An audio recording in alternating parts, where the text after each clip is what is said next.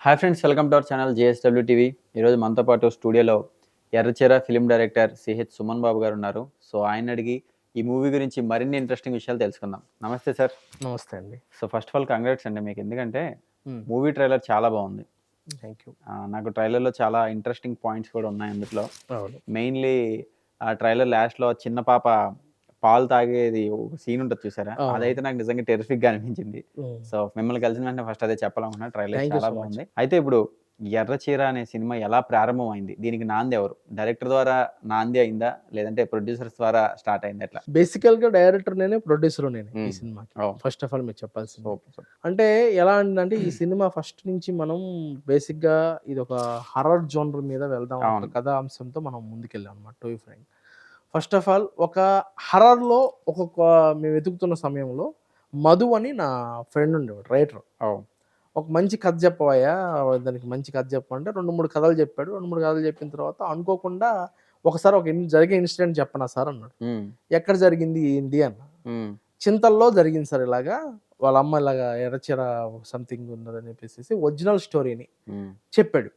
ఇదేదో బానే ఉంది. ఒక పాప మదర్ సెంటిమెంట్ మీద బావుంటుంది. సెంటిమెంట్ కూడా వర్కౌట్ అవుతుందని ఆలోచించి నేనేమంటున్నానంటే, సరే ఓకే, దీన్ని డెవలప్ చేద్దాం, కథను డెవలప్ చేద్దాం అని చెప్పి డైరెక్ట్‌గా వాళ్ళ దగ్గరికెళ్ళి, వాళ్ళ చింతల్లో జరిగిన ఒక యథార్థ సంఘటన ఆధారంగా తీసుకున్న కథ ఎర్రచీర. ఓకే. ఈ ఎర్రచీర మూవీని మనం ఎప్పుడు దీన్ని స్క్రిప్ట్ వర్క్ చేద్దాం అనేసేసి మనం కంప్లీట్ ఫస్ట్ మధు రాసాడు. కొన్ని డైలాగ్ వర్షను అంతా చేంజెస్ చేస్తూ నా మిత్రుడు గోపి మలపుత్ర రైటర్ ఉన్నాడు. రైటర్ దగ్గర దీన్ని డిస్కస్ చేసాం. గోపి ఎలా చేద్దాం అంటే, ఆయన కథ వరకు మూల కథ అనేది ఒరిజినల్ స్టోరీ. ఒరిజినల్ ఆ స్టోరీ. కథని స్క్రీన్ ప్లే డెవలప్ చేశాను నేను. హ్మ్. స్క్రీన్ ప్లే డెవలప్ చేశాక దీని డైలాగ్ వర్షన్ బాగుండాలి అని ఆలోచించి మదర్ సెంటిమెంట్ డైలాగ్స్ కనేసి మా మిత్రుడు గోపి మూలపుత్ర అని ఉన్నాడు. గోపి మూలపుత్ర ద్వారా దీన్ని కంప్లీట్‌గా అనుకొని నేను దీన్ని ఎలాగైనా స్టార్ట్ చేయాలా. ఫస్ట్ యాక్చువల్‌గా ఒక ₹1,00,00,000 తీద్దాం అనుకుని దిగిన సినిమా ఇది. హ్మ్. ఒక ₹1,00,00,000 తీద్దాం అనుకున్నాను. కానీ ఇక్కడ ఏమైతుందంటే ప్రతి క్యారెక్టర్ కూడా బాగొస్తుంది, వెల్యువేషన్ అవుతుంది, బాగొస్తుంది, వెల్యువేషన్ అవుతుంది. హ్మ్. స్టోరీలో డెవలప్‌మెంట్ అవుతుంది. సరే ఇదంతా బాగుంది అని ఆలోచించిన తర్వాత ఓకే. వన్ బై వన్ తీసుకుందాం అనేసేసి అలాగ కాస్టింగ్ ఒక్కొక్కరు 1,00,00,000 కాస్త 3,00,00,000 అయింది. 1,00,00,000 కాస్త 3,00,00,000 3 అయింది. కోట్లే. ఈ 3,00,00,000 నేను పెట్టుకుంది కోటే. హ్మ్. ఈ 2,00,00,000 నేను బయట దీన్ని తీసుకొచ్చి 3,00,00,000 పెట్టాం. హ్మ్. 3,00,00,000 బడ్జెట్ పెట్టిన తర్వాత సరే 3,00,00,000 అయిపోద్ది అనుకున్నాను బేసిక్. హ్మ్. ఇక్కడ ఏమైతుంది 3,00,00,000 వరకు మనకొచ్చేసరికి మెయిన్ ఆర్టిస్టులు పెద్ద ఆర్టిస్టులు చేశారు ఇందులో. అవును. శ్రీరామ్ గారు గాని, జీవా గారు, చేశారు. నెక్స్ట్ వచ్చేసి కమల్ కామరాజ్ చేశాడు. జీవా నెక్స్ట్ గారు. మన అయ్యప్పన్న చేశాడు. అంటే అయ్యప్పన్న కూడా తర్వాత చెప్తాను. హ్మ్. అయ్యప్పన్న చేశాడు. అయ్యప్పన్న దగ్గర నుంచి అందరూ టోటల్ ఏ టు జెడ్ ఒక్క క్యారెక్టర్ కాదు. చిన్న క్యారెక్టర్ కూడా మన రఘుబాబు గారు గాని ప్రతి క్యారెక్టర్ చిన్న క్యారెక్టర్ కూడా అందరిని కాస్టింగ్ పెట్టడం జరిగింది. ఎందుకంటే కొత్తోళ్ళు ఎవరు ఉండకూడదు. అంటే ఆ క్యారెక్టర్‌లకి అలా న్యాయం కొంచెం జరగాలి అంటే ఆ! మినిమమ్ టు మినిమమ్ తెలిసిన ఆర్టిస్టులు ఉండాలి ఉండాలండి. ఆలోచనతో చేశాం అనమాట. ఇందులో ఇంకోటేందంటే మెయిన్ హీరోయిన్ గావాలి. హీరోయిన్ గావాలంటే ముంబైలో కొంతమందిని సెలెక్ట్ చేశాను. కొంతమందిని సెలెక్ట్ చేస్తే ముంబైకెళ్ళి ఆడిషన్ చేశాను. ముంబైకెళ్ళి ఆడిషన్ చేస్తే లేదు కాదు, తెలుగు అమ్మాయిని సెలెక్ట్ చేయాలా ఆలోచనతో తెలుగు అమ్మాయిని సెలెక్ట్ చేసి మన కారుణ్య చౌదరి అని నెంబర్ ఆఫ్ మూవీస్ చేసింది. ఆ అమ్మాయి సీతారాముని కోసం ఒక సినిమా చూసా. ఆ అమ్మాయిని చూసా. అందులో రెడ్ సారీలో చూసాను ఆ అమ్మాయిని. ఈ అమ్మాయి ఏదో బావుంది, క్యారెక్టర్‌కి బాగా యాప్ట్ అనేసేసి ఆ అమ్మాయిని ఫైనల్ చేయడం జరిగింది. ఇకపోతే ఇక్కడ మెయిన్ ప్రధాన కారణం పాప. చిన్న పాప. పాప. ఆ పాప. ఈ పాప కోసం చాలా వెంపలాడా. హ్మ్. చాలా చోట్ల తిరిగాను. ఈవెన్ మా పాపను కూడా పెడదామని ట్రై చేశాను. బట్ ఎందుకులే అనేసేసి ఆపి ఒక మంచి నటిని పెడదాము ఈ క్యారెక్టర్‌కి అనేసేసి అనుకున్న తర్వాత 'మహానటి' సినిమా చూసిన తర్వాత అందులో మన రాజేంద్ర ప్రసాద్ గారి మనవరాలు మనవరాలు. సాయిని చూసాను. హ్మ్. సాయి క్యారెక్టర్ అమోఘంగా ఉంది. అద్భుతంగా చేసింది అందులో. ఓకే. ఈ అమ్మాయి అయితే ఈ క్యారెక్టర్‌కి యాప్ట్‌గా ఉంటుంది అని ఆలోచించి ఆ అమ్మాయిని తీసుకోవడం జరిగింది. ఇది మనము కరోనాలో టైంలో స్టార్ట్ చేసాం ప్రాజెక్ట్ యాక్చువల్‌గా. అలా డిలే అవుతూ ఇక్కడ దాకా వచ్చింది. టు బి ఫ్రాంక్ చెప్పాలంటే. కానీ ఒరిజినల్‌గా చెప్పాలంటే ఒక మంచి ఎమోషన్ ఉన్న ఒక మదర్ సెంటిమెంట్ తీసుకున్న కథ. అంటే సార్ ఇప్పుడు బేసిక్ ఏంటంటే యాస్ ఏ డైరెక్టర్‌గా ఏ కథ రాసుకున్నా మన కథ మనకి నచ్చుతుంది ఖచ్చితంగా. ఎందుకంటే రాసింది మనమే కాబట్టి. యెస్. అట్లాంటిది వేరే వాళ్ళ కథ తీసుకుంటున్నప్పుడు ఎంతో ఎక్సైట్ అయితే తప్పించి దాన్ని ముట్టుకోవాలనిపించదు. అవును. అట్లాగా మీకు ఎర్రచీర అది ఒక యథార్థ సంఘటన నుంచి తీసుకొని వేరే వాళ్ళ దగ్గర నుంచి విన్నా కూడా ఇందులో మీరు డైరెక్ట్ చేయాలనిపించడానికి మీకు బాగా ఎక్సైట్ అయిన పాయింట్ ఏంటి? ఎగ్జాక్ట్ అయిన పాయింట్ సినిమా చూసాక తెలుస్తుంది మీకేంటనేది. ఎగ్జాక్ట్ అయిన పాయింట్ ఏంటంటే హ్మ్. పాపకి, మదర్‌కి ఉన్న ఇంటరాక్షన్. హ్మ్. Main attraction. హ్మ్. అంటే తన తల్లిని ఆత్మ ఎలా ఉంటుంది, ఎలా ఉంటుంది అంటే మనం డివోషన్ టచ్ చేసాము, హర్రర్ టచ్ చేసాము, యాక్షన్ కూడా యాక్షన్ ఫుల్ యాక్షన్ టచ్ చేసాం. మనం ఏం చేస్తున్నాం, ట్రావెలింగ్ లా ఉంటది కదా, ఒక ట్రావెలింగ్ లో తీసుకున్నాం కదా. సో మన ఎగ్జైట్ అయిన పాయింట్ అంటే ఏంటంటే ప్రతి సీన్ ఒక డైరెక్టర్ పాయింట్ ఆఫ్ వ్యూ అన్ని సీన్లు ఎగ్జైట్మెంటే ఉంటుంది. ఇందులో నాకు బాగా నచ్చింది, బాగా పీక్స్ లో ఉండేది క్లైమాక్స్. లాస్ట్ 40 minutes సినిమాకి అత్యద్భుతంగా ఉంటుంది. ఆడియన్స్ తల ఇలా తిప్పరు. అదే అండ్ మీరు ఇప్పుడు అన్నట్టు సినిమాలో యాక్షన్ ఉంది, అదేవిధంగా హారర్, కొంచెం థ్రిల్లర్ ఎలిమెంట్స్ అన్నీ ఉన్నాయి. నేనేమంటానంటే ఇంకా ఈ సినిమాలో సాంగ్స్ పరిస్థితి ఏంటి, ఇంకా ఎట్లాగా? సాంగ్స్ విషయానికి వస్తే మనకి ఫస్ట్ ఈ సాంగ్స్ మనం ఎంచుకోవడానికి మా ప్రమోద్ అని ఫస్ట్ నుంచి అతను ట్రావెల్ అవుతున్నాడు, ప్రమోద్ పులిగిల్ల. మనోడు ఏం చేశాడంటే నాకు కొన్ని సాంగ్స్ చెప్పడం జరిగింది. కొన్ని వినగా అందులో ఒక 3-4 సాంగ్స్ సెలెక్ట్ చేసాం. 4 సాంగ్స్లో 2 సాంగ్స్ పిక్చరైజేషన్ చేసాం. ఒకటేమో తొలి తొలి ముద్దు, మీరు వినే ఉంటారు, యూట్యూబ్ లో చూసే ఉంటారు, అది తొలి తొలి ముద్దు. ఇంకోటి ఐటమ్ సాంగ్ రిలీజ్ చేస్తాం, రిలీజ్ బిఫోర్ రిలీజ్ చేస్తాం. ఇది బాగుంటుంది, పుట్టింట్లో రాజమండ్రి అనేసి రాజమండ్రి మీద సాంగ్ రాసాం, అదొక కొంచెం ఉంటుంది. నెక్స్ట్ వచ్చేసి ఆర్ఆర్ మనం గట్టిగా చేద్దాం ఆలోచనతో ఆర్ఆర్ చిన్న గారు తెలుసుగా, మీ చిన్న గారు మన Chennai backdrop sir already number of movies చేశారు. ఆర్ఆర్ కొంచెం ముచ్చేద్దాం అనేసి సాంగ్స్ ఏమో ప్రమోద్ గారికి ఇచ్చి ఆర్ఆర్ ఏమో చిన్న గారికి ఇచ్చి. సాంగ్స్ విషయంలో చాలా అద్భుతంగా వచ్చింది, మెలోడీ హిట్స్. మామూలుగా హర్రర్ టచ్ ఉన్న సినిమాలు, లేదంటే ఏమన్నా ఆత్మలు దెయ్యాలు లాంటి సినిమాలన్నీ ఏది చూసినా కూడా అందరూ కూడా ఎక్కువ ఈ వైట్ శారీ, వైట్ డ్రెస్సెస్తోనే చూపిస్తారు. మీరు హర్రర్ అంటున్నారు, డివోషనల్ టచ్ అంటున్నారు, ఎర్ర చీర అని పేరు ఎందుకు పెట్టారు? అంటే మీ సినిమాలో దెయ్యం ఎర్ర చీర కట్టుకుంటుందా, లేకపోతే ఎర్ర చీర కట్టుకోవడానికి రీజన్ ఏమన్నా ఉంటుందా, ఎందుకు ఎర్ర చీర అని పెట్టారు? ఇప్పుడు అదొక్క పాయింట్ ఓపెన్ అయితే సినిమా ఓపెన్ అయిపోయినట్టు. సో ఏంటంటే ఎర్ర చీర అనే సినిమాకి మనం ఎందుకు పెట్టాము అంటే ఫాదర్ కి బిడ్డకి ఉన్న అటాచ్మెంట్ ఎర్ర చీర అని పెట్టాం. ఈ ఎర్ర చీర ప్రతి ఒక్కరు ఎర్ర చీర అంటే టైటిల్ బేసిక్ గా మనం ఎక్కడైనా సరే భయపడేది ఒకటే కలర్కి, అది రెడ్డే. ఆ రెడ్ చూస్తే బ్లడ్ పడుద్ది, ట్రాఫిక్ సిగ్నల్ దగ్గర ఆగాల్సిందే. మన ఎర్ర చీర అని టైటిల్ పెట్టడానికి ఏం రీజన్ ఏంటంటే కథలో రియల్ స్టోరీ తీసుకొని ఆ టైటిల్ పెట్టడం జరిగింది, ఎర్ర చీర అనేది. సో ఇప్పుడు సినిమా కాస్టింగ్ పరంగా వస్తే, ఇప్పుడు మీరు అన్నట్టు శ్రీరామ్ గారు కానీ, జీవ గారు కానీ, లేదంటే కమల్ కామరాజ్, వీళ్ళందరినీ అంటే ప్రాజెక్ట్లోకి వాళ్ళందరూ ఎలా వచ్చారు, మీరే తీసుకున్నారా, లేదంటే కొంచెం బెటర్ ఆర్టిస్టులు అని అట్లా ఎలా వెళ్ళడం జరిగింది? లేదు, అది ఎలా జరిగిందంటే సైమల్టేనియస్ గా ఇన్సిడెంటల్ గా జరిగింది. ఇప్పుడు నేను ఒక క్యారెక్టర్ అనుకున్నాను, ఈ క్యారెక్టర్ ఎవరంటే ఆప్షన్ కూడా ఇక్కడ తీసుకోవాలి, ఆప్షన్ కూడా తీసుకోవాలా. ఇప్పుడు దిల్కుష్ బాబా అన్న క్యారెక్టర్ ఉంటుంది, రఘుబాబు అన్నది, అసలు అద్భుతంగా ఉంటుంది ఆ క్యారెక్టర్. ఆయన ఉన్న పరిధిలో ఆయన అద్భుతంగా చేశాడు. ఈ క్యారెక్టర్ వేరే వాడు ఎవరు సూట్ అవ్వాలా. జీవా గారు స్వామీజీ క్యారెక్టర్, ఆయన ఎవరు సూట్ అవ్వాలా. ఇట్లాగా ప్రతి క్యారెక్టర్ కూడా అలా వెళ్ళిపోతే తీసుకున్నది. ఇప్పుడు మా మదర్ క్యారెక్టర్ ఉంటుంది, మా అన్నపూర్ణమ్మ గారిని తీసుకున్నాం, ఇంకో సత్యకృష్ణ గారు తీశారు, నెక్స్ట్ వచ్చేసి జీవ గారు చేశారు, నెక్స్ట్ మహేష్ చేశాడు, నెక్స్ట్ భద్రం చేశాడు. ఇలా ఒక్కొక్క క్యారెక్టర్ గీతా సింగ్ గారు చేశారు. నెక్స్ట్ ఇలా ఒక్కొక్క క్యారెక్టర్ చిన్న క్యారెక్టర్ కూడా మనం పెద్దోళ్ళని పెట్టి మినిమం టు మినిమం ఆడియన్స్ గుర్తుపట్టగలిగే ఆర్టిస్టులు పెట్టగలిగాం. అండ్ మీరు ఈ ఎర్రచీర షూటింగ్ టైంలో మీకు బాగా మెమరబుల్ ఇన్సిడెంట్ ఏమన్నా? మెమరబుల్ ఇన్సిడెంట్ అంటే ఎర్రచీర షూటింగ్ టైంలో నాకు బాగా అత్యద్భుతంగా నాకు 3 చోట్ల నడిచింది. నెంబర్ 1 ఇంటర్వెల్ సీన్ తీసేటప్పుడు, ఇంటర్వెల్ సీన్ లో పాలు తాగే షాట్ ఇంటర్వెల్ సీన్ లో వస్తుంది. ఆ ఇంటర్వెల్ బ్లాక్ ఏదైతే ఉందో ఆ ఇంటర్వెల్ చూసిన తర్వాత నాకే ఒకసారి నేను చిన్న గారు యాక్చువల్గా ఆర్ఆర్ కొట్టారు, రికార్డింగ్ కొట్టారు, ఆయన పక్కనే ఉన్నాడు కూడా పక్కన లేడు. యాక్చువల్గా చెప్పాలంటే నేను ఆయన ఉన్నాడని చెప్పి గమ్మున చూస్తూ కూర్చున్నాను, ఆ సౌండింగ్ చూస్తే పక్కన లేదు, నాకే భయం వేసింది. అంటే ఆ చీకట్లో చూసి ఆ సీన్ చూసాక నాకే భయం అనిపించింది. సెకండ్ హాఫ్ నాకు తెలిసి మీరు అన్న climax, second half almost VFX మీద నడుస్తుంది. 45 నిమిషాలు క్లైమాక్స్ విఎఫ్ఎక్స్. మనం ఏంటంటే ఒక శ్రీశైలం ఫారెస్ట్ లాంటిది ఏరియా చూపించాలి, లేదు ఇంకొక అద్భుతమైన ప్రదేశం చూపించాలంటే విఎఫ్ఎక్స్ మీద వెళ్దాము. శారీ కూడా విఎఫ్ఎక్స్. ఇందులో ఇంకో క్యారెక్టర్ ఉంది, చెప్పాల్సిన క్యారెక్టర్. 22 క్యారెక్టర్లు మామూలు క్యారెక్టర్లు అయితే ఆ 23వ క్యారెక్టర్ చీర. ఆ చీర మన దాంట్లో ప్రధానం. ఆ చీర అనేది చాలా ప్రధానం. ఆ చీర అనేది ఒక క్యారెక్టర్ మళ్ళీ సినిమాలో. అదే ఇప్పుడు నేనేమంటానంటే యాజ్ ఎ డైరెక్టర్ గా మీరు ఇన్ని జోనర్స్, ఇప్పుడు డివోషనల్, హారర్, కొంచెం యాక్షన్ టచ్ చేశారు, ఇన్ని టచ్ చేసి దీంతో పాటు మళ్ళీ గ్రాఫిక్స్ కూడా ఇంక్లూడ్ చేయాలంటే ఒక డైరెక్టర్ గా మీకు ఒక ఛాలెంజ్ అనే చెప్పాలి. 100% ఛాలెంజ్ అది. ఎందుకంటే ఏదో ఒక జోనర్ లో ఒక లవ్ స్టోరీ తీయడం వేరు, ప్యూర్ హర్రర్ తీయడం వేరు, ప్యూర్ డివోషనల్ తీయడం వేరు, ప్యూర్ యాక్షన్ తీయడం వేరు. ఇవన్నీ కలిపి చేస్తూ మళ్ళీ అందులో సీజీని కూడా ఇంక్లూడ్ చేయడం అంటే ఓ రకంగా బిగ్గెస్ట్ టాస్కే. యాజ్ ఎ డైరెక్టర్గా మీకు బాగా బిగ్గెస్ట్ టాస్క్ ఏమనిపించింది? ఆర్టిస్టులతో వర్క్ చేపించడం అనిపించిందా? సీజీ వర్క్స్ దగ్గర టాస్క్ అనిపించిందా? సీజీ వరకే టాస్క్. ఆర్టిస్టుల దగ్గర మనం అట్లా చెప్తే అలా చేసేసేవాళ్ళు ఆర్టిస్టుల దగ్గర ఎప్పుడు రిస్క్ పడలా, ప్రశాంతంగా పని చేసుకున్నాం, హ్యాపీగా ఎంజాయ్మెంట్ చేసుకొని చేసాం షూటింగ్ పార్ట్లో. కానీ నాకు బాగా టాస్క్ అనిపించింది మాత్రం సీజీలో. సీజీస్ దగ్గర నాకు తెలిసి అయితే కొంచెం డిలేకి రీజన్ కూడా అదే అయ్యి ఉంటుంది. సీజీలే ఇప్పటివరకు ఆగింది సీజీలు. ఇంకోటి ఏంటంటే ప్రమోషన్స్, మెయిన్ ప్రమోషన్స్ కూడా చేయాలి అని ఆలోచన. ఫుల్ ప్రమోషన్ ఇప్పటి వరకు ఏ రోజు ప్రమోషన్ ఆపల సినిమాది. సినిమా డే 1 నుంచి ఈ రోజు వరకు నాతో పాటు మా సురేష్ కుండెడ్డి గారు పిఆర్, ఆయన కూడా బాగా పనిచేసి బాగా పనిచేశారు. టీం కూడా చాలా సపోర్ట్ చేశారు. మా హీరోయిన్ కానీ అందరూ ప్రతి ఒక్కరు మన సినిమా సంబంధించిన ఎవరైనా సరే అందరూ బాగా సపోర్ట్ చేస్తుంటూ వచ్చారు. అండ్ ఈ సినిమా డిఓపి కూడా చాలా బాగుంది. ఎవరు డిఓపి ఎవరు చేశారు? డిఓపి చందు అని నా ఫ్రెండ్. అంటే వీళ్ళందరూ ఏంటంటే నా సినిమా కోసం ఫస్ట్ నుంచి ఒక సినిమా చేయాలని ఆలోచన. ఇదంతా నాకేంటంటే మిత్రులు, ప్రతి ఒక్కరు అందరూ కొత్త వాళ్ళే. అంటే నేను డిఓపిని తీసుకుంటే ఒక టీవీ సీరియల్ బ్యాక్ డ్రాప్ నుంచి వచ్చాడు అతను. అయినా కూడా ఒక సినిమాటిక్ గా తీసాడు, ఒక అద్భుతంగా తీసాడు డిఓపి.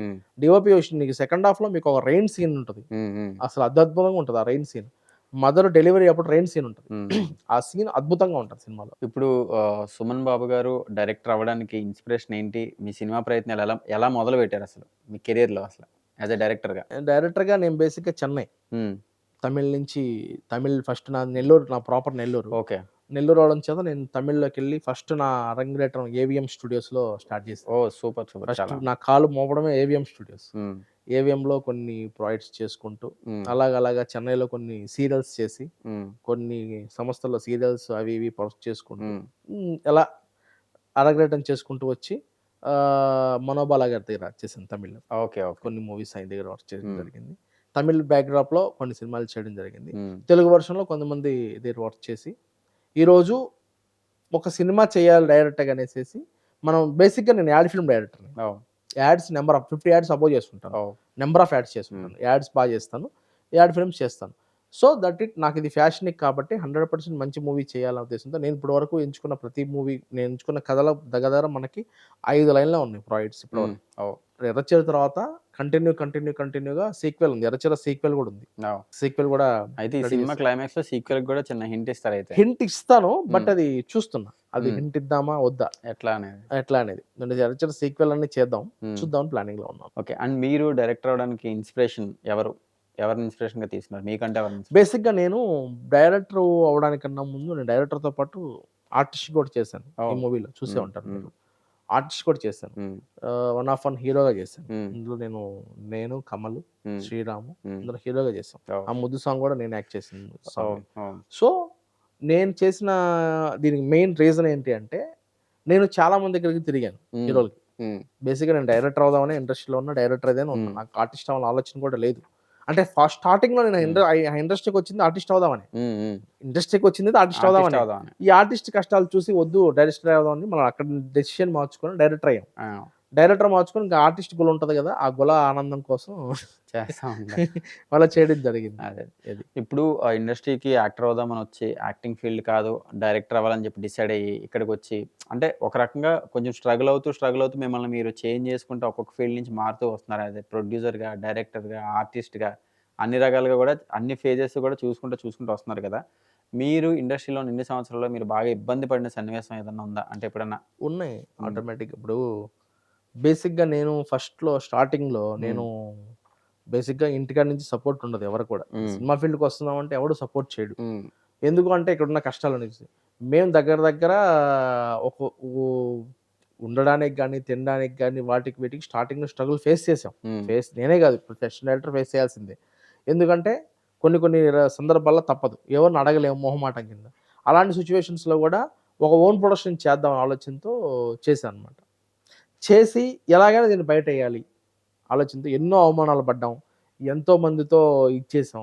దానికి కారణం ఏంటంటే సినిమా మీద ప్రేమ, సినిమా అంటే ఫ్యాషన్, సినిమా అంటే పిచ్చి. లో బడ్జెట్ సినిమా అంటే కొంచెం మీడియం రేంజ్ బడ్జెట్ సినిమా చేయడం వల్లేనా ఇన్ని ప్రాబ్లమ్స్ ఎదురవుతున్నాయి అంటారా ప్రాక్టికల్గా? అది చాలా తప్పు అంటాను నేను. లో బడ్జెట్ మూవీని ఎప్పుడైనా, అదే చాలా మంది చిన్న సినిమా అంటారు, ఈ చిన్న సినిమాని చిన్న సినిమాని మనమే చిన్న చూపు చూసుకుంటాం. బేసిక్ గా చెప్పాలంటే నేను చాలా మంది ప్రొడ్యూసర్లు కూడా చెప్పా, ఒక సినిమా సక్సెస్ అవడానికి కారణం 3. ఒకటి నెంబర్ 1 ఏంటంటే నువ్వు టైం టు టైము మూవీ ఇప్పుడు మాది ఉంది సినిమా ఉమ్, ఎప్పుడో రిలీజ్ అవుతుంది సినిమా ఉమ్, బట్ ఎందుకు లేట్ అయింది మా టైం బాగోలేకనో మా ఫైనాన్షియల్ ప్రాబ్లమ్స్ వల్లనో లేదంటే మాకు సంథింగ్ సీజీ ప్రాబ్లం వల్ల ఏదో ఒక సంథింగ్ ప్రాబ్లం వల్ల మాకు ఆగిపోయింది ప్రాజెక్ట్ ఆగిన మీన్స్ నడుస్తుంది నడుస్తుంది. లేట్గా నడుస్తుంది డిలేస్. అంటే కుంటుతూ మెల్లమెల్ల నడుస్తుంది ఆ విధంగా చిన్న సినిమాలు ఏంటంటే అదే లో బడ్జెట్ మూవీస్ నేను అంటే యాక్చువల్గా నేను పరిచయం చేస్తున్న ఇండస్ట్రీకి చిన్న సినిమా అనేది ఎవరు అనకండి దయచేసి మా చిన్న ప్రొడ్యూసర్లరా లో బడ్జెట్ సినిమా మనం తీస్తున్నాము ఎందుకంటే లో బడ్జెట్ మూవీకి పెద్ద సినిమాలకి తేడా ఏముంది తెలుసా పెద్ద సినిమా వాళ్ళు లైట్ మ్యాన్ బేట అంతే ఇస్తారు లో బడ్జెట్ మూవీ వాళ్ళు లైట్ మ్యాన్ బేట అంతే ఇస్తారు లైట్ ఆఫీసర్ బేట అంతే ఇస్తారు ఎవరికైనా సరే బేటాస్ విషయంలో కానీ టైమింగ్ విషయంలో కానీ ఎక్కడ కాంప్రమైజ్ లేదు నువ్వు చిన్న సినిమా పెద్ద సినిమా అంటే హీరోని బట్టి మారుతున్నావు సో నేనేమంటానంటే చాలామంది లో బడ్జెట్ నిర్మాతలకి నేను చెప్పేది ఏంటంటే మీరు వారానికి ఎందుకో పోటీపడి ఎవరికెవరికో పోటీపడి వారానికి 4 సినిమాలు 5 సినిమాలు డేట్లు కొట్టుకొని డేట్లు పోస్ట్ మనం ఇప్పుడు క్లాష్ అయ్యి చూడాలంటే కష్టం వారానికి 3 సినిమాలు రిలీజ్ అయితే ప్రేక్షకుడు హిట్ అయిన దానికి వెళ్తాడు తప్ప ఫ్లాప్ అయిన దానికి రాడు ఎందుకంటే ఈ మధ్య నిదర్శనం చాలా సినిమాలు ఉన్నాయి నిదర్శనంగా కొన్ని సినిమాలు అలా నిదర్శనం సో ప్రతి నిర్మాతకు నేను చెప్పేది ఏంటంటే మీరు చిన్న సినిమాలని అదే లో బడ్జెట్ సినిమాలని మీరు బాగా చేయాలి అంటే వారానికి 3 సినిమాలు పోటీ పడకుండా చేసుకోండి ఇది ఛాంబర్ ద్వారా నియమితమైతే బాగుంటుందని నేను కోరుకుంటున్నాను అండ్ మీరు మాక్సిమం అంటే యాజ్ అ డైరెక్టర్గా మీరు ఏ జోనర్ సినిమాలు ఎక్కువ చూస్తారు నేను సినిమాలు అయితే శుక్రవారం పూట థియేటర్లోనే ఉంటా ఏ సినిమా అయినా సరే ఆ సినిమా ఈ లాంగ్వేజ్ తో సంబంధం లేదు దేని సంబంధం లేదు బేసిక్గా బాలయ్య బాబు ఫ్యాన్ బాలయ్య బాబు మా నెల్లూరులో బాలయ్య బాబుకి ఆ టైంలో మేము కటౌట్లు కట్టేవాళ్ళం ఫ్లెక్స్లు లేవు కానీ అప్పుడు బోర్డులు ఉండేవి సైన్ బోర్డ్స్ రాయించుకునే వాళ్ళం ఇట్లా పెట్టుకునేసి కటౌట్లకి పూలమాలలు వేసేవాళ్ళం బాలయ్య బాబు ఫ్యాన్స్ ఫస్ట్ నుంచి కూడా సో నేనేంటంటే ఇప్పటికీ కూడా బాలయ్య బాబు సినిమా వస్తే ఎర్లీ మార్నింగ్ రాత్రి ఫ్యాన్ షో మొన్న రీసెంట్ గా సినిమా కూడా మన భగవంత్ కావచ్చు డాకు మహారాజ్ గారు కావచ్చు ఏదైనా సరే ఫ్యాన్ షోకి వెళ్ళడం నాకు అలవాటు ఇప్పుడు యాక్చువల్ మొన్న నేను డాకు మహారాజ్ టైంలో నెల్లూరులో ఉన్నా ఆ టైంలో ఎర్లీ మార్నింగ్ నైట్ షో వేస్తారు మిడ్ నైట్ షో వేస్తారు 12 o'clock ఖచ్చితంగా 12 o'clock షోకి వెళ్ళాను ఇలాగా మనం ఏదంటే సినిమాలు అనేది ప్రేమిస్తుంటాం ప్రతి సినిమా చూస్తా నేను చిన్న సినిమా పెద్ద సినిమా ఉండదు శుక్రవారం వచ్చానంటే 100% ఏ సినిమా రిలీజ్ అయినా ఆ సినిమా ఖచ్చితంగా చూడాల్సిందే రీసెంట్ గా తండేలు కూడా అయితే ఫైనల్ గా ఇప్పుడు ఎర్రచీరని మా అందరికి ఎప్పుడు చూపించబోతున్నారు రిలీజ్ డేట్ యాక్చువల్గా దీని విషయానికి వస్తున్నా యాక్చువల్గా ఎర్రచీర రేపు శివరాత్రికి ప్లాన్ చేస్తున్నాం బేసిక్ గా అయితే మహాశివరాత్రిని ప్లాన్ చేస్తున్నాము మహాశివరాత్రి రోజు ఎట్టి పరిస్థితుల్లో రిలీజ్ చేయాలని ఆలోచనతోనే ఉన్నాను బేసిక్ గా కాకపోతే ఏంటంటే కొంచెం మాకు ఇంకా ప్రమోషన్ టైం సరిపోదని మా టీం డిస్కషన్ నడుస్తుంది ఇన్ కేస్ టైం సరిపోతుందని శివరాత్రికి వస్తాను ఎక్కడ శివరాత్రికి నేను రాని పక్షంలో 100% మార్చి 14వ తారీఖు వచ్చేస్తాను హోలీ పండగకి రెడ్ కలర్ కనిపిస్తుంది పక్కగా సో పైరసీ గురించి మీ ఒపీనియన్ ఏంటి యాజ్ ఎ డైరెక్టర్ ఎందుకంటే మీరు డైరెక్టర్ కదా ప్రొడ్యూసర్ కూడా కాబట్టి పైరసీ మీద మీ ఒపీనియన్ ఏంటి దాన్ని ఇప్పుడు ఈ రోజు మార్నింగ్ సినిమా రిలీజ్ అయితే మార్నింగ్ ప్రింట్ కన్నా కరెక్ట్ గా మనం షో చూసి బయటకు వచ్చే లోపల ఆల్రెడీ ఆన్లైన్ లో ఉంటుంది ఎలా ఉంటుంది నెంబర్ 1 నేను యాక్చువల్గా నేను రేపు కోర్టుకు అప్లై నేనే చేస్తున్నాను యాక్చువల్గా ఎవరికి పోయి నేనే కోర్టుకు అప్లై చేస్తున్నాను నేనే కోర్టుకు అప్పీల్ అవుతున్నాను పైరసీ ఎలాగా తీస్తున్నాడు వీళ్ళు అంటే వాళ్ళు మనకు అరికట్టాలంటే ఇప్పటి వరకు బాగా మనం చేస్తున్నాం ఎంత ట్రై చేసినా అవ్వట్లేదు సో నేను కోర్టుకి ఏం చేస్తున్నానంటే వాళ్ళు తీసేది పక్కన పెడితే ఈసారి నుంచి పైరసీ చూసిన వాడు కూడా శిక్ష పడాలని చెప్పి కోర్టుకు అప్పీల్ చేస్తున్నాను ఎందుకంటే ఇక్కడ చూసేవాడు ఉన్నాడు కాబట్టి వాడు తీస్తున్నాడు వాడొక బాడుకో నేను కాదనలా వాడు తీస్తున్నాడు కాబట్టి వీళ్ళు చూస్తున్నారు సో ఈసారి ఏం చేస్తామంటే నేను అనుకున్నది కోర్టుకి ఏం అప్లై చేద్దాం అంటే పైరసీ చూడడం కూడా నేరం పైరసీ తీయడం ఎంత నేరమో పైరసీ చూడడం కూడా నేరం కాబట్టి ఈ చూసే వాళ్ళకి ఎక్కడైనా దొరికితే వీళ్ళకి మినిమం టు మినిమం జైలు శిక్షను జరిమానా వేసేలాగా ప్లాన్ చేసి దీన్ని హైప్ చేయడం కోసం చేస్తున్నాం అన్నమాట అంటే ఇప్పుడు దాకా ఏంటంటే పైరసీని అరగట్టాలంటే ఆ పైరసీ తీసేవాడిని శిక్షిస్తా అంటున్నారు ఈసారి ఏం చేయాలి చూసేవాడిని శిక్షించాలి తీసేవాడిని కాదు తీసేవాడు వాడు డబ్బుల కోసం తీస్తాడు ఇప్పుడు నువ్వు థియేటర్లో మేము ఇన్ని కోట్లు కూడబెట్టుకొని సినిమాలు తీసి మేము చేస్తుంటే అవును నీకు అంత ఆగలేకపోతే ఓటీటీ వచ్చిందా కాదు ఎందుకు నీకు సగం మాట వినపడకుండా సగం ఇది లేకుండా నువ్వు సినిమా ఎందుకు చూడాలి నువ్వు ఇప్పుడు మేము హర్రర్ ఎఫెక్ట్లు తీసాం ఈక్వల్ చేపిస్తాం సౌండ్ ఎఫెక్ట్లు చేపిస్తాం ఇవన్నీ ఎలా చేస్తాం దానికోసం చేస్తాం సో ప్రతి ఒక్కరు థియేటర్కి వచ్చి సినిమా చూడండి మా తెలుగు ప్రేక్షకులందరూ నేను చెప్పబోయేది ఇదే ప్రతి ఒక్కరు థియేటర్కి వచ్చి సినిమా చూడండి thank you so much sir అడిగిన వెంటనే మా ఛానల్కి ఎంట్రీ ఇచ్చినందుకు మీరు అన్నట్టుగానే ఎర్రచీర నాకైతే ట్రైలర్ బాగా నచ్చింది నేను వెయిట్ చేస్తున్నాను ఆర్ మన శివరాత్రికి వచ్చినా పర్లేదు మీరు అన్నట్టు హోలీకి వచ్చినా పర్లేదు. థియేటర్‌లో చూడడానికి మేమందరం వెయిట్ చేస్తున్నాం. సినిమా మంచి హిట్ అవ్వాలి. మీరన్నట్టు నెక్స్ట్ గిద్దలూరు పోలీస్ స్టేషన్ లాంటి మంచి మంచి ప్రాజెక్ట్స్ కూడా చేయాలని మా ఛానల్ తరపు నుంచి మనస్ఫూర్తిగా కోరుకుంటున్నాం. Thank you. Thank you.